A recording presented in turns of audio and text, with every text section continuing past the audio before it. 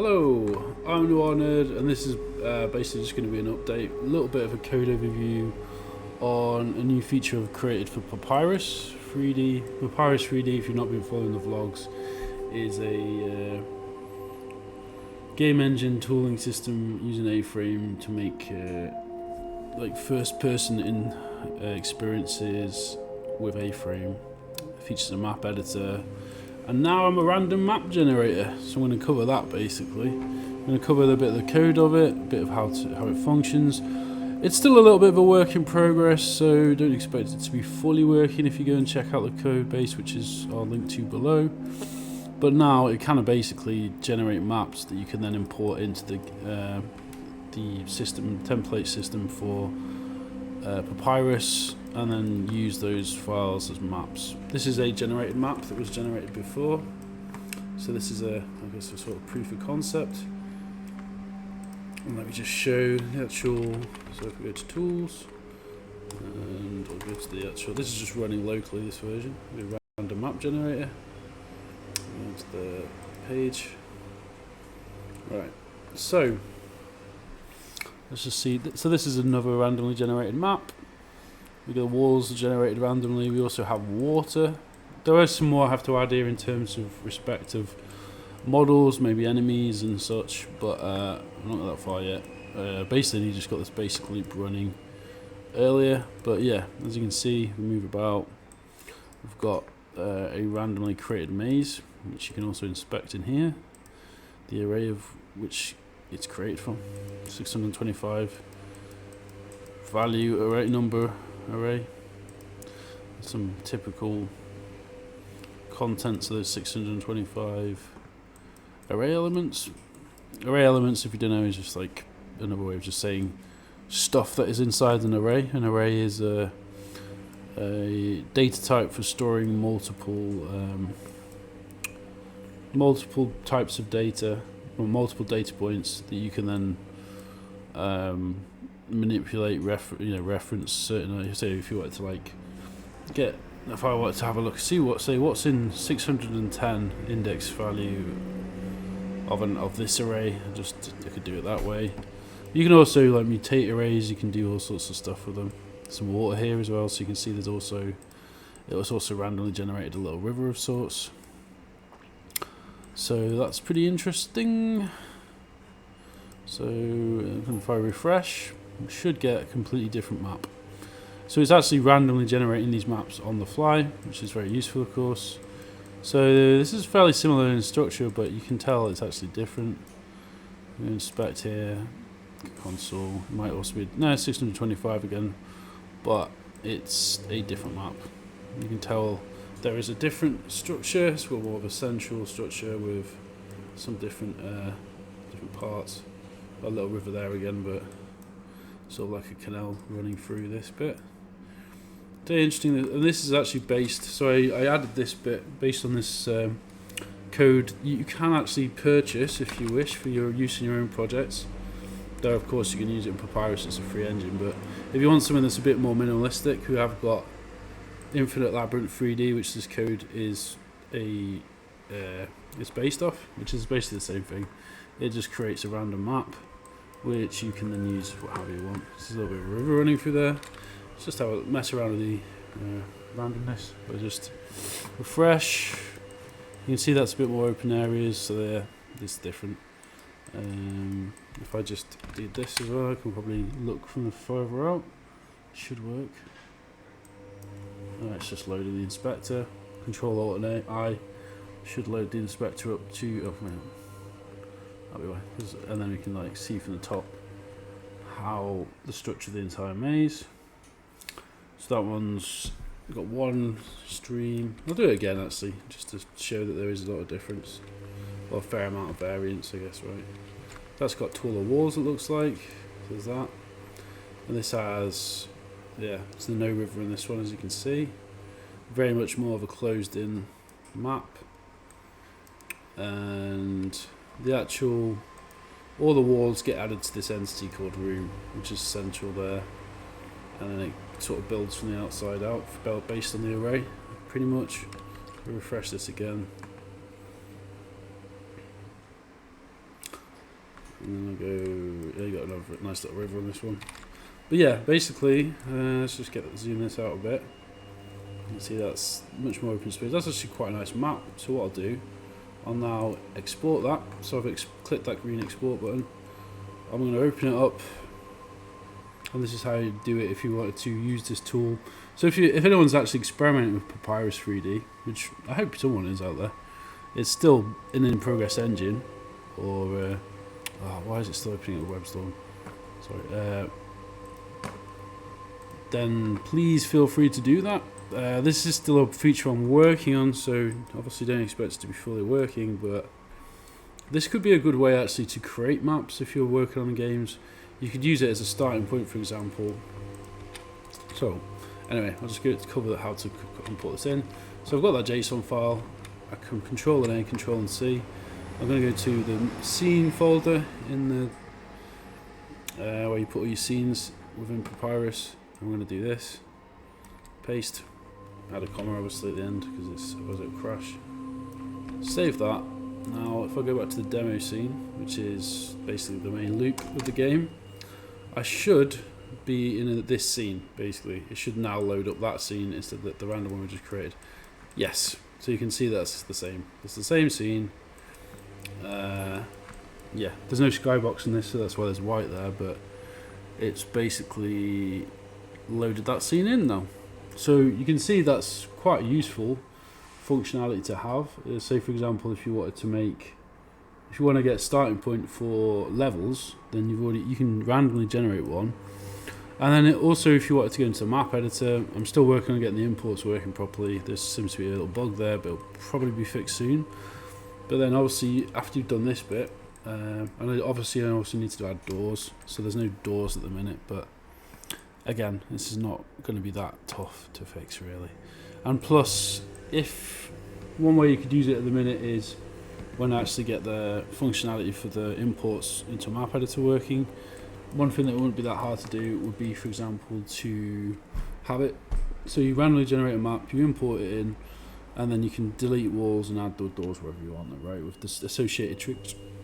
I'll show that quickly because obviously I've not really covered much on the map editor for a while, so I'll just go to tools, go to map editor, just get it to load the default up. But yeah, what hopefully is going to happen. Oh, is it broken? It might be broken possibly. I can't remember last time I was working on it. Or sometimes it does just not load. Yeah, that'd be because I've been working on it. Anyway, basically, it will be possible to go in, edit the maps. Yeah, you can access if you want to play around with the random tool generator, just go to tools, random map generator, like this. And then just random HTML. I should probably change that to index HTML, but it doesn't matter too much. But I will do that and that'll work. And then yeah, look, it's a very different map. It's very much more open spaced. I suppose I could go into a little bit of the code. I won't bother going too far into it. Obviously, a lot of it is just like the same code as the engine, because it has the same loop to draw the walls on the screen. The only things that are really, there's also you've got globals up here and stuff. A lot of this isn't being used. Some of it's probably not being completely used at the minute, but I've not had a huge amount of time to. You've got the generic random number functions, yada yada yada. Random number function water. So generate random number 1. This is for spread, yada yada yada. Random 0 1 generation. Paint your water function, which is just that 6 just in the array represents water, so it knows, the engine knows to paint water wherever there's a 6, right? So for example in because all it is like it takes a 2-dimensional array and it just paints whatever element is there based in, which I've already explained in previous videos, but so basically it just takes, says what is this, is it 0, then do this, paint this, do that, set the attribute to this, sets different sizings, and there's a lot of, that's the main loop basically for the entire scene generation, but I'm not going to go over that again because I've already gone into it before. and it'll be a repetition of previous stuff I've already done. You can watch a video I did on Papyrus, the previous videos, vlog series, to find out more about all that, because again, there's no point regurgitating that information again. So yeah, this is all stuff we've covered before, like adding on all that. So you've got an export function for just exporting the map out, which takes the map data source and just basically stringifies it, and then saves as, and then increments this global value saved number, so that you've got like a new Papyrus random map 1, new Papyrus random map 2, so you've got a bit of distinction, so it's not just overwrite. That should be fairly self-explanatory. And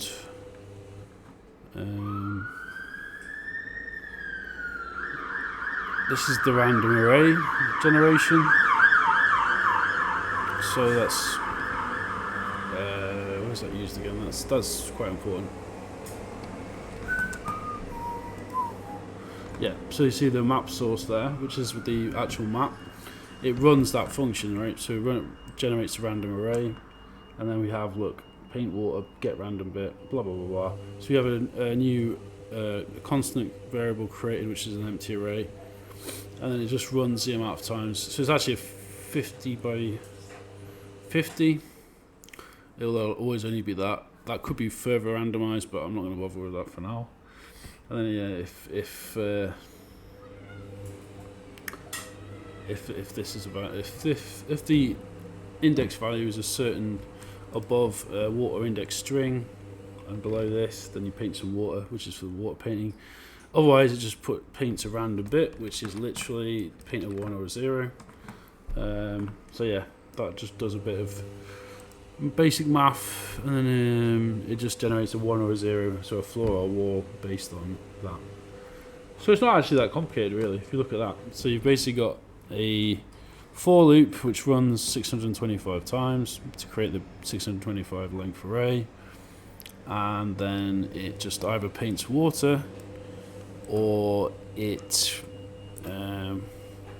creates a 0 or 1, yada yada yada. So that's that. So it's not really that complicated when you really think about it. All I'm really doing is doing a loop, iterate over this, add to this array 625 times either a 6, a 0 or 1, based on random arbitrary values, which are determined in functions which are in this code, right? And then there's a ton of this stuff, which is all like, some of which is redundant, but a lot of it's just like the copy, like I said, of the Papyrus core code. A lot of which I could actually probably import in, but obviously I've just been prototyping it, so I could have done that probably, but yeah. So in fact, yeah, I'll probably will refactor it a bit, obviously, and just remove some of the redundant stuff. Definitely need the loop in there though for the map, because that's very important, because without that it won't render. But I don't know, it's about what, just over 1,000 lines, which isn't ridiculous. Most of that is actually just the loop for adding elements, because that's quite a long loop. It's quite complicated, really, the room creation loop. But I've gone over that before. That's already, by itself, is probably about 300 or 400 lines. There is probably easier ways of doing that. I think probably if I was going to refactor this, so for example, you can see that, like, I should really have a system for just a function, reusable function I should say, for just like taking in a few parameters, like I want to create a wall of height, width, blah blah blah, instead of like all this repetition.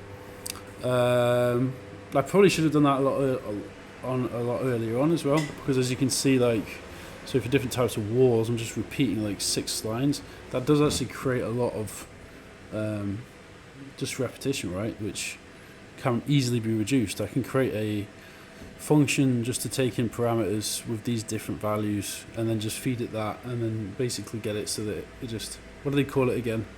I think it's a factory method. I'm not exactly sure if that's the technical term, but something like that, where you basically just have a function that takes a bunch of parameters and then creates an object out of it, right? Which is probably how I should have done it, but I've already done it now, so it is what it is. Anyway, I want to stop rambling there. If you want to check out Papyrus3D, if you actually, it's a fuck off. It is a free to use template for creating First person VR experiences, also desktop. It works on desktop too. I think it works in AR, but it's not been stress tested in that respect. I will show you where that is. It's not here, that's something else. It is here. So if you want to check this out, you can download it. It's github.com/noir. Oh fuck, where's the screen gone off now? Fuck's sake. Anyway, for some reason my screen's gone, it decided to just disappear, which is fun. Well, anyway, if you want to check it out, it's github.com/Papyrus3D-if-engine. Thanks.